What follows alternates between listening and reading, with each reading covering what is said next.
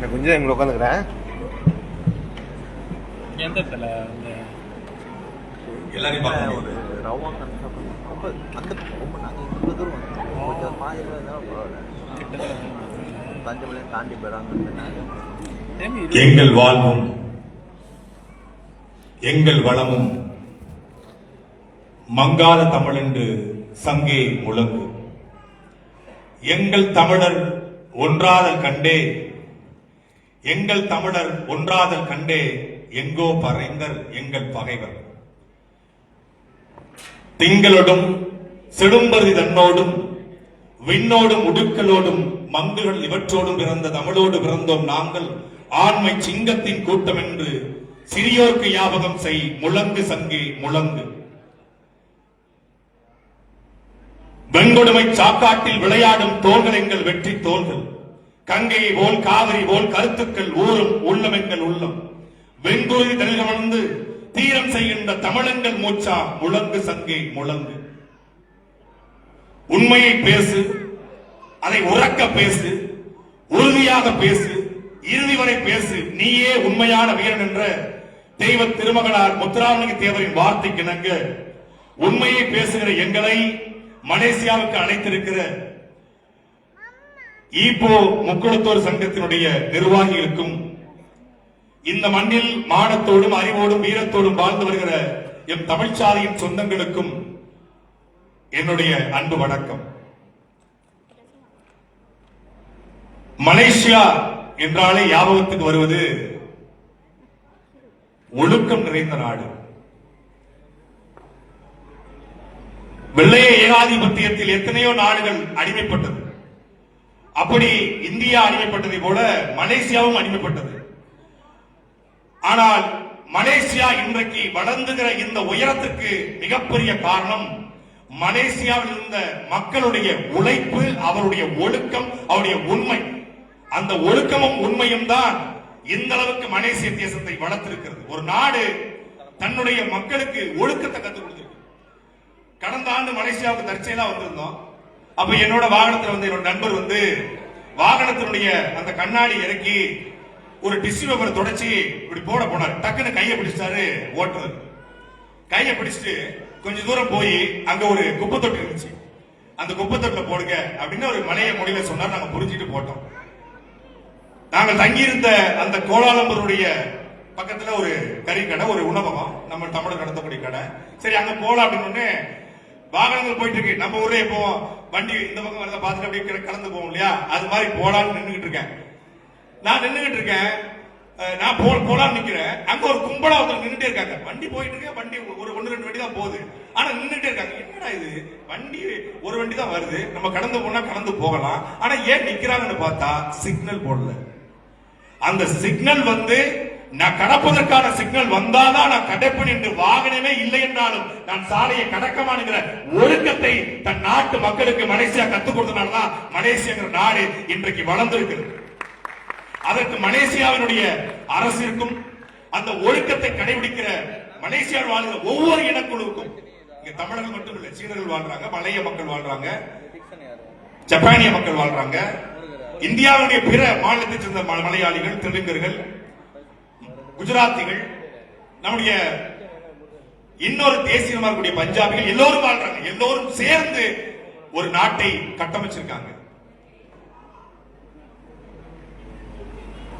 Malaysia பற்றி பேசுற பொழுது ஒரு பெருந்தலைவர், தமிழர் கொண்டாடக்கூடிய தலைவர், அந்த தலைவருடைய தாயார் இந்தியாவிற்கு மருத்துவம் செய்ய வந்த பொழுது தமிழ்நாட்டிலே அங்கே அனுமதிக்க முடியாமல் திருப்பி அனுப்புகிறார்கள். ஆனால் தமிழ்நாடு கைவிட்டால் என்ன தாயே, மலேசியா நாடு நாங்கள் இருக்கும் என்ற தாய்க்கு மருத்துவம் செய்த நாடு இந்த மலேசியா. மலேசிய தமிழர்கள் மலேசியாவுக்கும் தமிழருக்குமான இந்த உறவு என்பது ஏதோ இந்த கூடியிருக்கிற ஈப்போடு இருக்கிற தமிழருக்கும் மலேசியாவுக்குமான உறவு மட்டும் கிடையாது. பட்டினப்பாலை மலேசியா குறித்து கானகம் என்று பாடுகிறது. 2000 வருஷத்துக்கு முன்னாடி பட்டினப்பாலையில கானகம் என்கிற வார்த்தை மலேசியா குறித்து.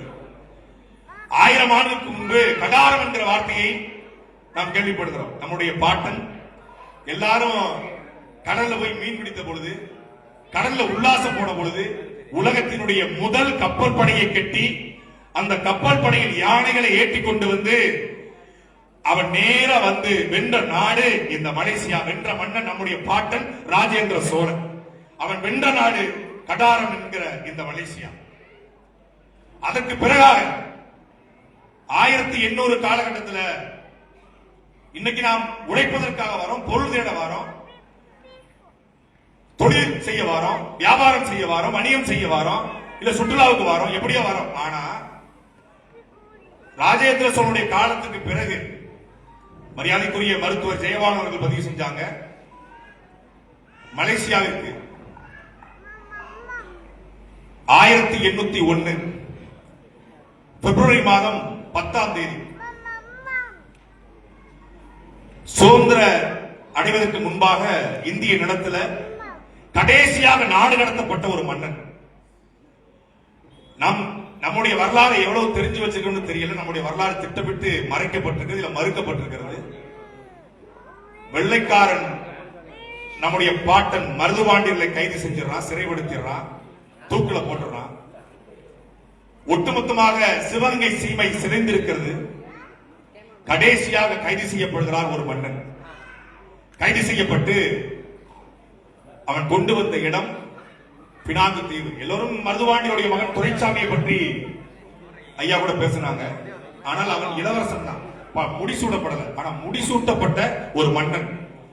வேடு நாச்சியாருடைய மகன் வெள்ளச்சி நாச்சியாரை மணமுடிந்து வெள்ளச்சி நாச்சியார் இறந்த பிறகு பெரிய மருதனுடைய மகனை திருமணம் முடித்த வேங்கை பெரிய உடையனத்தேவர். எத்தனை பேருக்கு தெரியும்? வெள்ளைக்காரனால் நாடு கடத்தப்பட்ட கடைசி மன்னன் நம்முடைய பாட்டன் வேங்கை பெரிய உடையனத்தேவர் வந்து இறங்கிய மண் இந்த மலேசிய மண். ரத்தமும் சதையுமாக 6 மாத காலம் ஜெயில கிடந்து எங்க செத்து போனாரு தெரியாம செத்து போன மண்ணு இந்த மலேசிய மண். அவன் கல்லறை இங்க இருக்கா அங்க இருக்கா தெரியல. மண்ண இன்னைக்கு யார் யாருக்கோ சுடுகாடு இருக்கு, 50 கோடி 60 கோடி 70 கோடி தமிழ்நாட்டுல. ஆனா சுதந்திர இந்தியாவில துளுக்கிற சத்த நம் பாட்ட வேங்கை பெரிய உடையத்தேவருக்கு இல்ல. மதுவாணி குறித்து ஐயா பேசினாங்க. இன்னைக்கு சிகரெட்டை தூக்கி போடுறது ஸ்டைலுங்கிறான். சிகரெட்டை தூக்கி போட்டு அடிச்ச ஸ்டைலுங்கிறான். மருதுபாண்டியர் வளரிய இந்த பக்கம் வீசினார்னா 1 கிலோமீட்டருக்கு அந்த பக்கம் எதிரி அறுத்து விட்டு லெப்ட்ல விட்டா ரைட்ல வரும், ரைட்ல விட்டா லெப்ட்ல வரும். அதுதான் ஸ்டைலு, மருதுபாண்டியர் ஸ்டைலு. வளரி எரிவதில் மருதுபாண்டி போல ஒரு ஆள் கிடையாது. வெள்ளக்காரன் மேல்துறைய பாய்ந்துட்டான் மருதுபாண்டியனுடைய வளரி வீசுற வேகத்தை பார்த்து. இன்னைக்கு பூமராங்கன்னு சொல்றோம்ல, அதான் வளரி. இன்னைக்கு சாமி கும்பிட்டு வழிபட்டு இருக்கோம். தமிழருடைய மிகப்பெரிய ஆயுதம் வளரி. அந்த வளரியை வைத்துக் கொண்டு அவனை பிடிக்க முடியல. காட்டுக்குள்ள பதுங்கிட்டான், பிடிக்க முடியல. அவன் உயிருக்கு உயிராக நேசித்த காளையார் கோவிலை இடித்து விடுவோம் என்று பறை அடித்து சொன்ன பிறகுதான் மருதுபாண்டி வெளியே வராங்க. ஆனா அவருடைய வரலாறு மறக்கப்பட்டுச்சு, இல்ல மறுக்கப்பட்டுச்சு. மருதுபாண்டியர் பற்றி பேசின பொழுது மருதுபாண்டியர் மட்டுமல்ல, மருதுபாண்டியெல்லாம் பிற்காலங்களில் போராட வர்றாங்க. ஆனா வெள்ளக்கார இந்த இந்திய நிலத்திற்கு, அந்த இந்திய நிலத்துக்கு வந்த பொழுது எல்லாரும் தோற எசமா ஐயா ராஜா அப்படின்னு கைகட்டி நின்னான். ஆனா ஒரே ஒருத்தன் தான், நான் உழைக்கிறேன், என் மக்கள் உழைக்கிறார்கள், நான் எதுக்கடா உனக்கு வரி கட்ட வேண்டும் என்று ஒரு முறை 2 முறை இல்லைங்க, 13 முறை வெள்ளக்காரனை திருப்பி அடித்தவன் நம் பாட்டன் நெற்கட்டான் செவலையாண்ட புலித்தேவன் என்கிற அந்த மாமன்னன் தான்.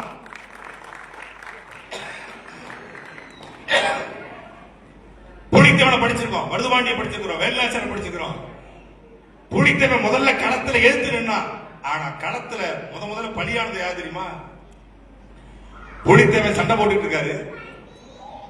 வெள்ளைக்காரனால் களத்துல முதல்ல வெள்ளைக்காரனை ஏத்து சண்டை போட்டு களத்துல விழுந்து வீர மரணம் அடைந்தவன் புலித்தேவனுடைய மூத்த மகன் வெள்ளப்பாண்டியன். எத்தனை பேர் தெரியும் வெள்ளப்பாண்டியன்? இன்னைக்கும் திருநெல்வேலி மாவட்டத்துல நெற்கட்டான் செவல்ல, வாசுதேவ நல்லூர்ல, இன்னைக்கும் அங்க இருக்கக்கூடிய தலைவன் கோட்டையில மூத்த பிள்ளை யாரு பிறந்தாலும் வெள்ளத்துறை, வெள்ளத்தாய், வெள்ளப்பாண்டி, வெள்ளச்சி நாச்சியார் என்ற பெயரை இன்றைக்கு வரைக்கும் சூட்டிக் கொண்டிருக்கோம். எங்க பெரியப்பா பேர் வெள்ளத்துறை, என் குடும்பத்தில் மூத்தவர். அப்போ நம்முடைய வரலாறு பிள்ளைகளுக்கு கடத்தணும். அண்ணன் சீமான் அவர்களிடத்துல எனக்கு 2வது மகன் பிறந்திருந்தான். நான் கேட்டேன் என்ன பேர் தான் வைக்கிறதுன்னு. எடுத்த உடனே சொன்னாரு நம்ம பாட்டன் பேரை வைக்கிறாரு. பாட்டன் பல பாட்டம் இருக்கானே எந்த பாட்டம் வைக்கிறது அப்படின்னு. யாரு பேர் என்னடா யாரு நம்ம பாட்டன் பேரை வைடா, புலித்தேவன் வைடாரு. என்ன புலித்தேவன் சாதி திரும்ப அப்புறம் புலின்னு வைப்பியாடா? அவன் பேரே புலித்தேவன் தான்டா. டேய் நம்ம புள்ள வளர்ந்து நாளைக்கு ஒரு பெரிய ஆள் நிக்கிறான், புலித்தேவன் ஐஏஎஸ் புலித்தேவன் ஐபிஎஸ் எப்படா இருக்கும் ரைடா அவனை வச்சேன். என் மகனுக்கு புலித்தேவன் என்ற பேர் வச்சேன். இன்னைக்கு பள்ளிக்கூடம் படிக்கிறான் ஒன்னாப்பு பிள்ளைய கூட புலித்தேவன் புலித்தேவன் புலித்தவன் வந்து புலி புலி புலி புலின்னு கூப்பிட்டோடனே அவருக்கு ஒரு துமுறு வந்துடா புலிடா. ஏன் புலிக்கும் நமக்கும் ஒரு பெரிய தொடர்பு இருக்கு, புலிக்கும் மலேசியாவுக்கும் ஒரு தொடர்பு இருக்கு. இந்தியாவினுடைய தேசிய விலங்கும் புலி, தமிழனுடைய தேசிய விலங்கும் புலி, என் தலைவனின் தேசிய விலங்கும் புலி, மலேசியாவின் தேசிய விலங்கும் புலி. அதனால புலி, அதனால நாங்களும் கொடியில புலியை தூக்கி நிற்கிறோம். புலி சாதாரண புலி இல்ல, சாதாரண புலி இல்ல. உலகத்தில் எல்லாரும் ஆற்றில மீன் பிடித்த பொழுது அந்த ஆற்றை தடுத்து அணையை கட்ட முடியும் என்ற முதல் அணையை கட்டிய நம் பாட்டன் கரிகால் சோழன் ஏந்திய கொடி அந்த புலி கொடி. அதே போல அண்ணன் ஹிமாயின் பதிவு பண்ணாங்கல்ல, 1100 வருஷம் ஆச்சு. இன்னைக்கு பாலம் கட்டுறான் 30 வருஷம் இடிஞ்சு போயிருது, பள்ளிக்கூடம் கட்டுறான் 10 வருஷம் இடிஞ்சு போயிருது. மலேசியாவில் தான் ட்வின் டவர் நம்ம ஆளுங்க கட்டினதுனால அப்படி இன்னைக்கு ஊழல் இல்லாம நம்ம தமிழர்கள் கட்டிய ட்வின் டவர். மலேசியால ஊழல் இல்ல பெருசா, அதனால கட்டணங்கள் ஒழுங்கா இருக்கு. ஆனா பல நாடுகள்ல ஊழல்ல பள்ளிக்கூடம் இடிஞ்சு போயிரும், பள்ளிக்கூடம் பிள்ளைகள் படிச்சிருக்கும் போதே 10 விழும். ஆனா 1100 வருடங்கள் ஆயிட்டு ஒரு கோவில் கட்டி இந்தியாவில் எதையோ உலக அதிசயங்கிறாங்க, உலகத்தை எதையோ அதிசயங்கிறாங்க. ஆனா உலகத்தின் முதல் அதிசயமாக இருந்திருக்க வேண்டியது நம் பாட்டன் ராஜராஜ சோழன் கட்டிய தஞ்சை பெருவுடையார் கோவில். அந்த பெருவுடையார் கோயிலை கட்டிய ராஜராஜ சோழன் ஏந்திய கொடி நம்முடைய புலிக்கொடி.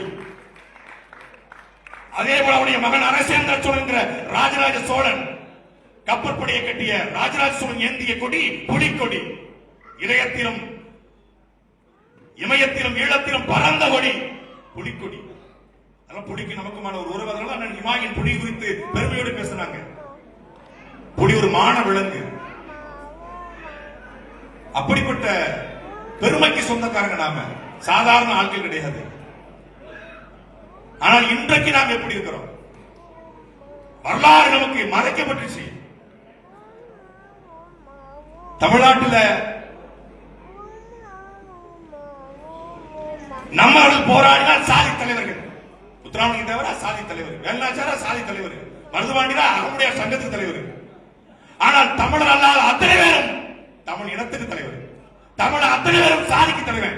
கண்ணதாசன் நாட்டுக்கோட்டை செட்டியார் சங்கத்தை சேர்த்து விட்டாங்க, அழகுமுத்து போன கோணராக்கி விட்டாங்க, தீரன் சின்னமலையை கவுண்டராக்கி விட்டாங்க. அவன் கவுண்டருக்கு போராடினாரா?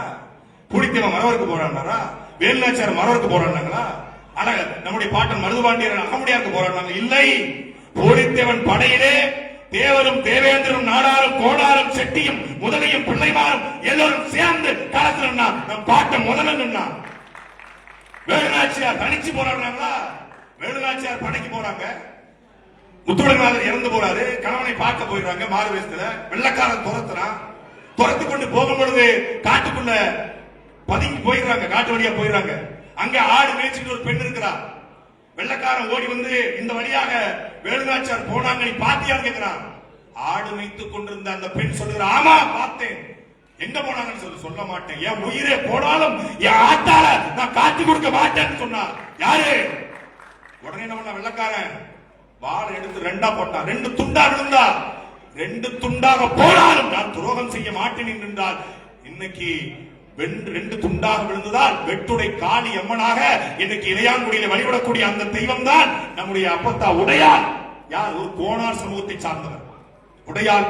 அதான் வேலுநாச்சியார் படைகட்டி வருகிற பொழுது உடையாள் பெண்கள் படையணி என்கிற ஒரு படையணியை உருவாக்கினார். வேலுநாச்சியாருக்கு சாதி பாசம் இருந்தா இது செஞ்சிருப்பாங்களா? இல்லையே. அப்ப எல்லாரும் சேர்ந்து இருந்தாங்க. தமிழர்கள் புலித்தேவன் படையில எல்லாரும், மருதுபாண்டிய படையில எல்லாரும், தீரன் சின்னமலை படையில எல்லாரும் சேர்ந்து நின்னா.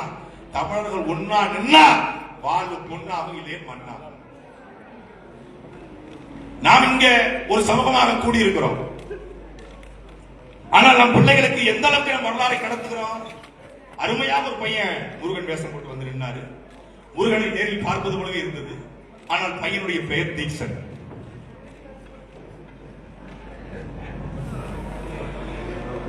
எப்பேற்பட்ட மொழி தெரியுமா நம்ம மொழி? கனியிட ஏறிய சுளையும் முற்றல் கலையிட ஏறிய சாரும் பனிமலர் ஏறிய தேனும் காட்சி பாகிட ஏறிய சுவையும் நனிவசு மொழியும் பாடும் தென்னை நல்கிய குளிர்ல நீரும் இனியன என்பேன் எனினும் தமிழை என்னுயிர் என்பேன் கண்டீர். பொழிடை வண்டின் ஒளியும் ஓடை புனலிடை வாய்க்கும் களியும் வீணை கொட்டிடும் அமுத பண்ணும் பெண்கள் கொஞ்சிடும் இதழின் வாய்ப்பும் விளைகுவனேனும் தமிழும் நானும் மெய்யாய் உடலில் கண்டீர்.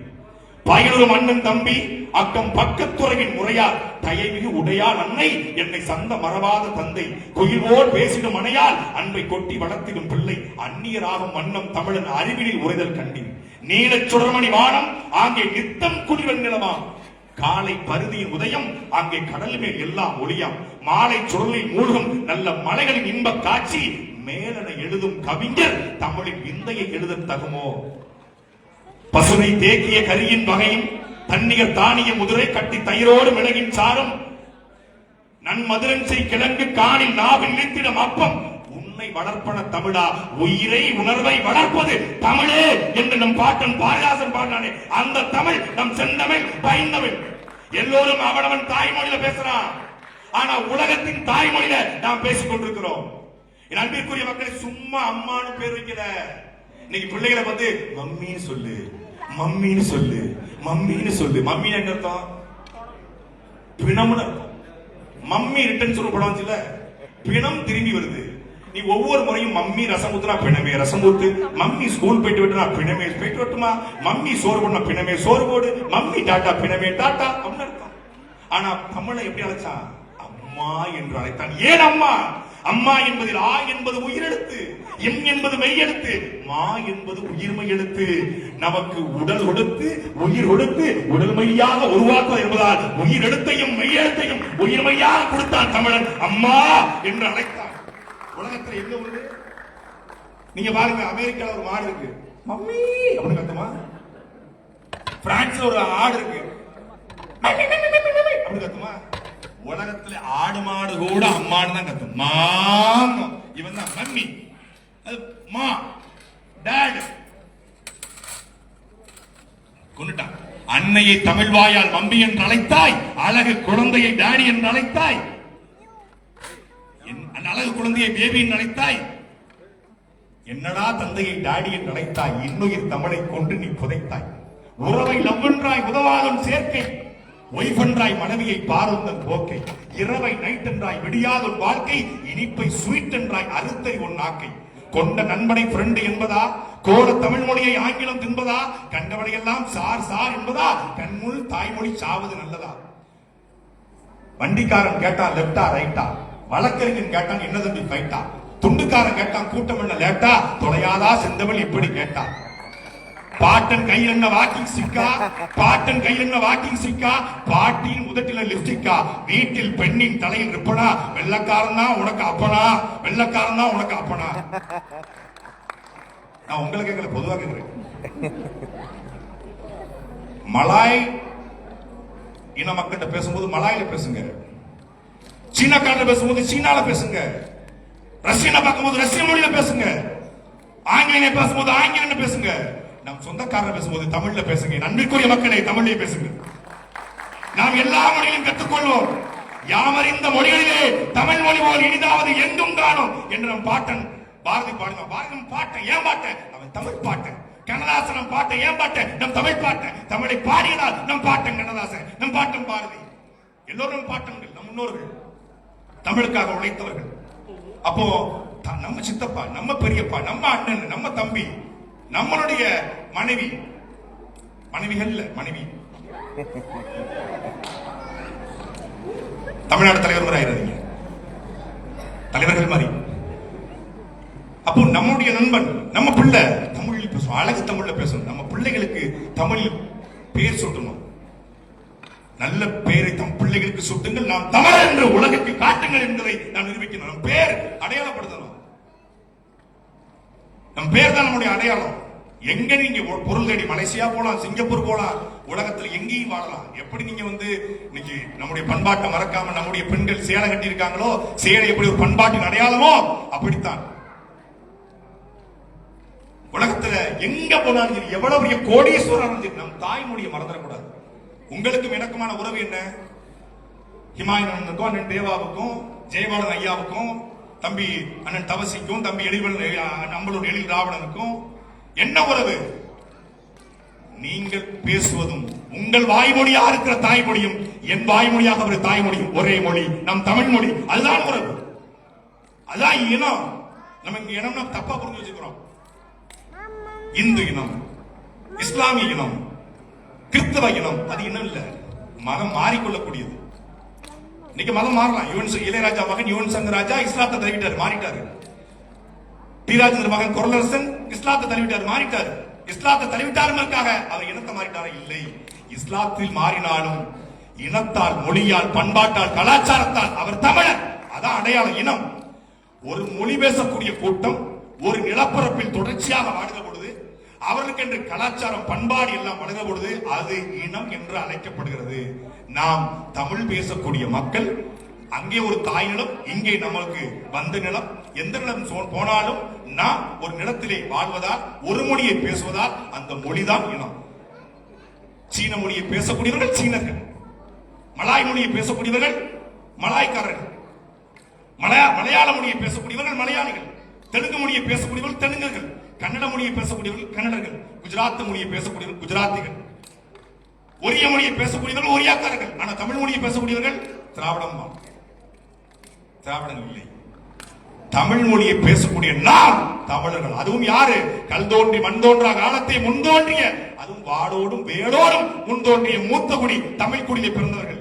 இன்னைக்கு உலகத்துல ஆராய்ச்சி பண்றான், கழிவறை இருக்கு, இன்னைக்கு நவநாகரிகமா வாழ்றான். ஆனா என்றுக்குரிய மக்களே, 5000 ஆண்டுகள் ஆராய்ச்சி சொல்லுது, 5000 ஆண்டுகளுக்கு முன்பே கழிவறை கட்டி, வீடுகளை செங்கல் சூளை வைத்து கட்டி, இன்னைக்கு 2 ரூபாய் சீப்பு வச்சு சீவும் போதே இவனுக்கு பெருமை. 2 ரூபாய் சீப்பு,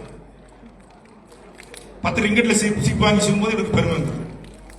5 வெள்ளிக்கு சீப்பு சீவும் போதே பெருமை வந்தது.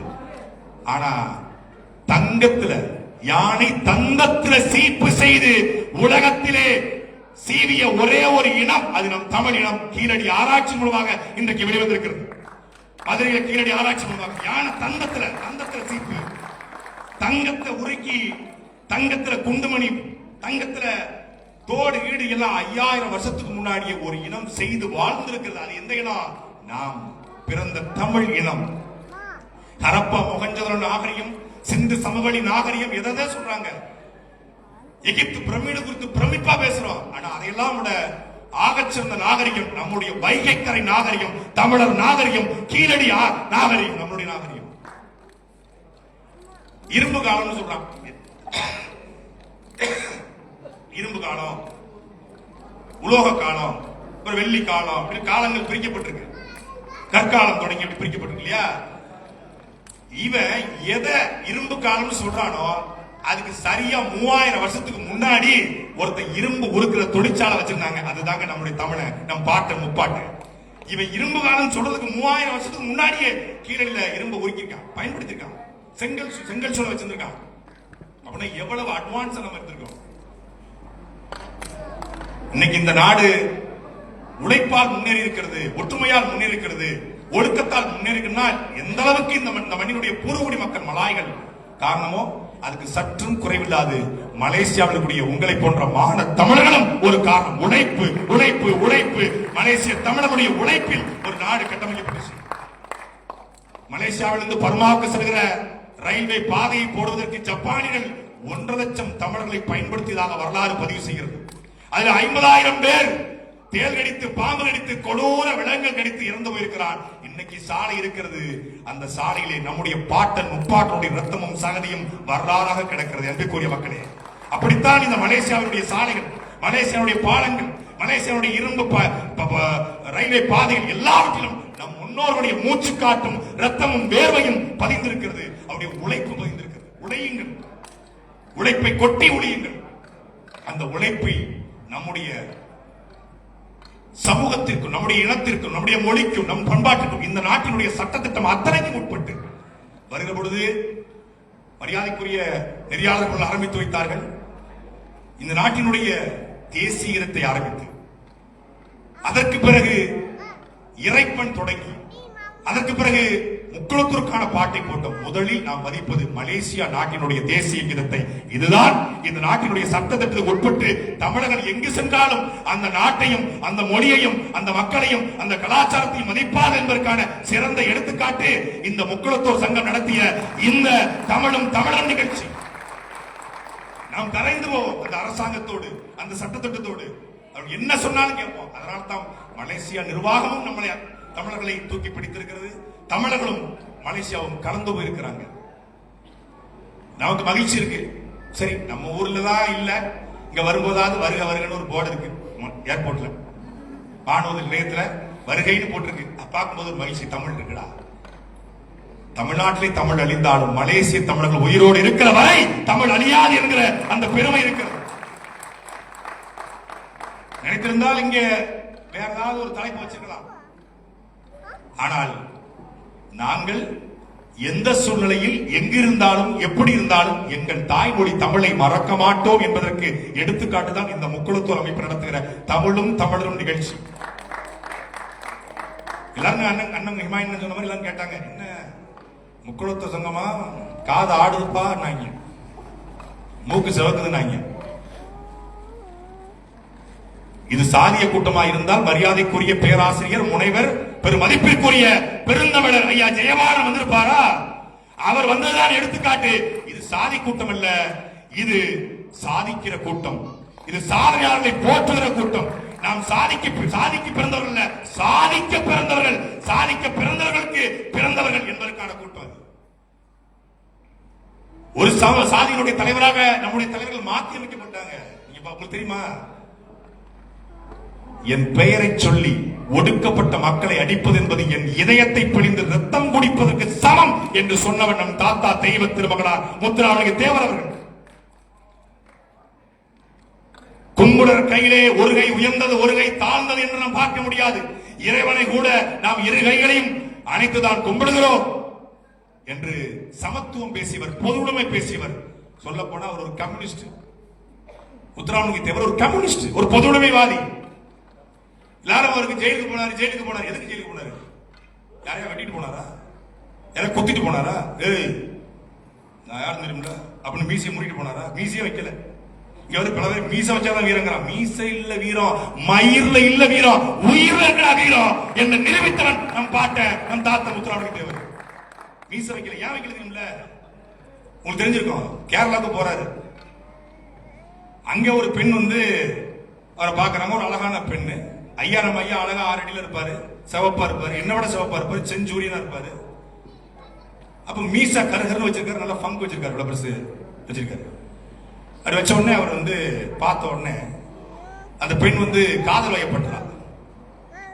லவ் அட் ஃபர்ஸ்ட் சைட்மாங்க இல்லையா, அது மாதிரி காதல் வயப்பட்டது. தன் காதலை சொல்றார், உங்களுடைய மீசையின் மீது பற்று கொண்டு உங்களை நான் காதலிக்கிறேன், உங்களை திருமணம் செய்து கொள்ள விரும்புகிறார். இவரு சைவ சித்தாந்தத்தை படித்தவர், வள்ளலாரை படித்தவர், முருகனாக வாழ்ந்தவர், முருக வழிபாட்டை பின்பற்றக்கூடியவர். அந்த மாதிரி தெரியாது, யாரோ ஒரு அழகான பையன் கூட நினைச்சிருச்சு. நேரா வாராரு. அது வரைக்கும் வெள்ள வெட்டி கட்டிய நம்முடைய தாத்தா முத்துராமலிங்க தேவர் காவி வெட்டி கட்டுகிறார். அது வரைக்கும் கருகருவென்று மீசை வைத்திருந்த மீசை எடுத்து விட்டு மலிக்கிறார், முடிய கட் பண்றாரு, பட்டைய போடுறாரு, கொட்டைய போடுறாரு, காவி வெட்டி கட்டி கொண்டு பைஜாமா போட்டுக்கொண்டு 6 மாதம் கழித்து அதே இடத்துக்கு போறாரு. அந்த பெண் பார்த்து அதிர்ந்துருதா. அப்ப சொல்றாரு, என் மீசையை பார்த்து ஒரு பெண் இச்சை கொண்டார் என்றால் அது என்னுடைய ஆன்மீகத்திற்கு இழுக்கு என்று பேசியவன் நம் தாத்தா முத்துராமலிங்க தேவர். ஒழுக்கத்தில் சிறந்தவன். ஒழுக்கத்தில் இதே வேற தலைவராக இருந்திருந்தா அங்க ஒரு வீடு உருவாயிருக்கும். நம்ம ஆளு பிழைக்க தெரியாதவன்றான். நாட்டுல கோடி கோடியாக கொள்ளையடித்தவன் தலைவன் என்கிறான், பல வீடு கட்டியவனை தலைவன் என்கிறான். ஐயா ஜெயவாணன் அருமையா சொன்னாங்க, தன்னுடைய ஜமீனுக்கு சம்பந்தப்பட்ட அத்தனை சொத்துக்களையும் ஒடுக்கப்பட்ட பிற்படுத்தப்பட்ட பட்டியல் சமூக மக்களுக்கு எழுதி கொடுத்துவிட்டு தன் சொத்தை எல்லாம் ஏழை எளிய மக்களுக்கு எழுதி கொடுத்தவன் சாதி தலைவன். தன்னுடைய சொத்தை எல்லாம் கொண்டாட்டி எழுதி கொடுத்தவன் இந்த நாட்டுல பெரியாரு அந்தாரு இந்தாருங்கிறாங்க. பாத்துக்கோங்க, புரிஞ்சுக்கோ புரியாதவங்க போய் டிக்ஷனரி பார்த்து புரிஞ்சுக்கோ. நாங்க யாரையும் விமர்சிக்க, யாரையும் காயப்படுத்த, யாரையும் கொச்சைப்படுத்த, யாரையும் இழிவுபடுத்த வரல. எங்க தாத்தா எங்களுக்கு கத்துக் கொடுத்தது உண்மையை பேசு, உறக்க பேசு, உறுதியாக பேசு, இறுதி வரை பேசு, நீயே உண்மையான வீரன். இது முத்துராமலிங்க தேவர் சொல்லிக் கொடுத்தது. எந்த சபையில் நின்னாலும் நாங்க பேசுவோம், வரலாறு பதிவு பண்றோம். வரலாறு எப்போதும் பொய் பேசாது. இலக்கியம் பொய் பேசும், காப்பியம் பொய் பேசும், ஆனா வரலாறு பொய் பேசாது. நாம் பேசுவது வரலாறு, உண்மை, சத்தியம். அப்படிப்பட்ட ஒரு பெரும் வரலாற்றுக்கு சொந்தக்காரங்க நாம தமிழர்கள்.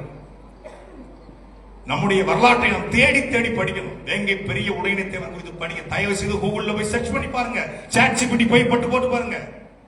காலாபாணி என்கிற ஒரு நாவல் இருக்கிறது, ராஜேந்திரன் IAS எழுதிய நாவல் காலாபாணி. தயவு செய்து மலேசிய தமிழர்கள் காலாபாணி என்கிற புத்தகத்தை வாங்கி படியுங்கள். நம்முடைய வரலாறு எப்படிப்பட்ட வரலாறு தெரியும். தெய்வ திருமணா முத்துராமலிங்கத்துடைய சட்டமன்ற உரைகள் புத்தகம் இருக்கிறது, வாங்கி படியுங்கள். எப்படிப்பட்ட தலைவன் தெரியும். சாதி தலைவன் கிடையாது, சாதிக்காக ஒருவரும் பேசுற. 1939 ஆண்டு மதுரையில பஞ்சாலை தொழிலாளர்களுக்காக போராடி முதல்ல ஜெயிலுக்கு போறாரு. நான் சொன்ன அறுவாளை வச்சு வெட்டிட்டு போல, பஞ்சாலை தொழிலாளர்கள் போராடி தான் உள்ள போறாரு. 5 வருஷம் Tiruchi jail, Chennai central jail, 3 வருஷம் மத்திய பிரதேசம் தாமோ ஜெயில், 9 ஆண்டுகள் தொடர் சிறைவாசம், 9 வருஷம் ஜெயிலுங்க. நினைச்சு கற்பனை பண்ணி பார்க்க முடியுதா? ஆனா இன்னைக்கு தென் மாவட்டத்தை தாண்டி தூக்கிட்டு வரல, முடக்கிட்டாங்க. நாம தான் வச்சிருக்கோம். வேலுநாச்சியார் சிவகங்கையோட முடிச்சிட்டாங்க. இன்னைக்குதான் வேலுநாச்சியாருக்கு சென்னையில ஒரு சிலை வைக்கிறாங்க. ஆனால் ஒரே ஒரு தலைவன் தமிழ்நாட்டில் சொன்னான், ஒரே ஒரு தலைவன். நாங்கள் அதிகாரத்துக்கு வருகிற பொழுது சென்னை வானூர்தி நிலையத்திற்கு வேலுநாச்சியார் இன்டர்நேஷனல் ஏர்போர்ட் என்ற பெயரை வைப்போம் என்று சொன்னவன் எங்களுடைய அண்ணன் சென்னவன் சீமான் மட்டும்தான், வேற எவனும் சொல்லல. அப்பா ஒரு வரலாறு மாறும். எப்படி பஞ்சாப் ஏர்போர்ட் பகத்சிங் ஏர்போர்ட்டா இருக்கோ, எப்படி பெங்களூர் ஏர்போர்ட் கெண்டகவுடா ஏர்போர்ட்டா இருக்கோ, எப்படி மகாராஷ்டிரா ஏர்போர்ட் வீர சிவாஜி ஏர்போர்ட்டா இருக்கோ, அப்படி சென்னை ஏர்போர்ட் வேலுநாச்சியார் ஏர்போர்ட்டாக இருக்கும். அதுக்கு தான் உங்க பிள்ளைகள், உங்க தம்பிகள் நாங்க உழைச்சிட்டு இருக்கோம். எங்களுக்கு நீங்கள் ஆதரவாக, தமிழாக ஆதரவா நிக்கணும். எங்களுக்கு நீங்க காசை கொட்டி கொடுங்க, எங்களுக்கு உணர்வை கொடுங்க. அண்ணன் தம்பி என்ற உணர்வை மட்டும் தாருங்கள். களத்திலே உங்கள் பிள்ளைகள் உங்களுக்காகவும் சேர்த்து அங்கே போராடி கொண்டிருக்கிறோம். இங்கே எப்படி உங்களுக்கு ஒரு வீடு நாடு இருக்கிறதோ, அப்படி அங்கே வாழ்ந்த மக்கள் மலேசியா போல தமிழ்நாட்டை மாத்தத்தான் நாங்க போராடுறோம். மலேசியா இன்னைக்கு வளர்ந்திருக்கிறது. மலேசியா இன்னைக்கு நெடுஞ்சாலைகளை பார்க்கிற போது அழகா இருக்கிறது. மலேசியாவுடைய காடுகள் பாதுகாக்கப்படுகிறது. மலேசியாவுடைய ரப்பர் தோட்டங்கள் இன்னைக்கு செல்வ செழிப்போடு இருக்கிறது.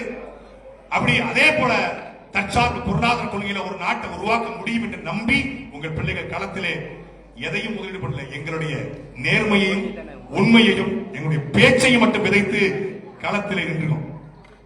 இந்திய அரசியல்ல ஓட்டுக்கு பணம் கொடுக்காம, கோழி பிரியாணி கொடுக்காம,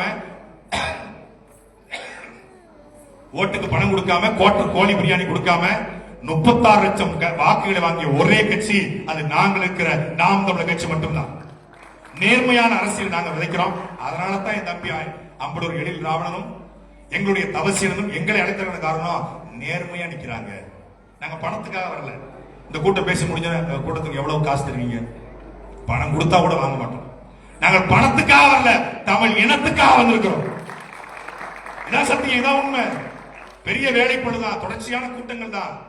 நானும் சாட்டியில தொடர்ச்சியா சுரண்டுகிட்டு இருக்கக்கூடிய ஆள் தான். ஆனாலும் தம்பிகள் அழைத்தார்கள், தமிழர்கள் சந்திக்க அழைத்தார்கள் என்ற ஒரே ஒரு காரணத்துக்காக மட்டும்தான் எல்லா வேலையும் தூக்கி தூர போட்டு ஓடி வந்தோம். ஒரு அருமையான நிகழ்வை முன்னெடுத்திருக்கிற ஈப்போ பேராக் முக்குளத்தூர் அமைப்பினுடைய நிர்வாகிகளுக்கும் பெருமதிப்பிற்குரிய ஐயா கதிர்வேல் அவர்களுக்கும் கூடி நிற்கிற உங்கள் அனைவருக்கும் என்னுடைய அன்பும் நன்றியும். எத்தனை முறை நீங்கள் அழைத்தாலும் உங்கள் பிள்ளைகள் நாங்கள் ஓடோடி வந்து உங்களை சந்திக்க வருவோம். தமிழ்நாட்டிலே உங்களுக்கு ஒரு தம்பி, உங்களுக்கு ஒரு அண்ணன், உங்களுக்கு ஒரு உறவு இருக்கிறோம். ஒரு உறவு அல்ல, 1000, 1 லட்சம், பல லட்சம் உறவுகள் உங்களுக்கு நாங்கள் இருக்கிறோம் என்ற நம்பிக்கையோடு நீங்கள் இருங்கள். எங்களுக்கும் மலேசியாவில் இத்தனை உறவுகள், இத்தனை அண்ணன்மார்கள், இத்தனை அக்காமார்கள், இத்தனை சித்திமார்கள், இத்தனை பெரியத்தாமார்கள், இத்தனை மாமன் மச்சான்கள் இருக்கிறார்கள் என்ற நம்பிக்கையோடு களத்தில் நாங்கள் நிற்கிறோம். எங்களை அழைத்து இவ்வளவு நேரம் காத்திருந்து எங்கள் உரை கட்டமைக்கு நன்றி. தமிழ் நம் எல்லோரையும் இணைத்திருக்கிறது. நாம் எது இணைக்கவில்லைனாலும் தமிழால் இணைவோம்.